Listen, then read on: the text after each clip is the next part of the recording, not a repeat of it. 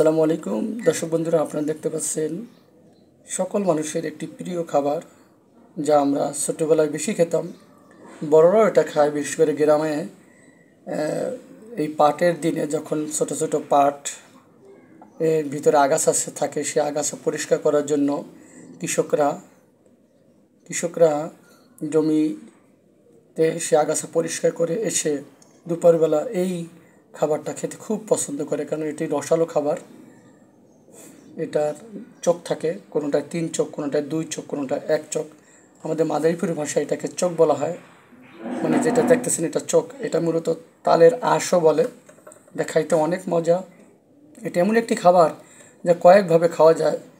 কচি থাকতে এইভাবে চোখ আকারে খাওয়া যায়, পাকলে এটা দিয়ে পিঠা বানিয়ে খাওয়া যায়, এমনি সুদা খাওয়া যায়।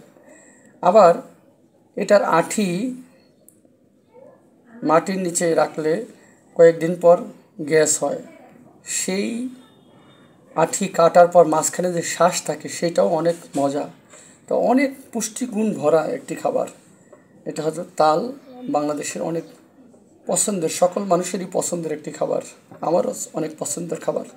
তো আপনাদের কমেন্টস করে জানান কার কার প্রিয় এবং পছন্দের খাবার ছিল এটি। এটি আমার একটি প্রিয় খাবার ছিল। আপনাদের কি পছন্দের ছিল কি না, কমেন্টস করে সকলে জানালে ভালো হয়।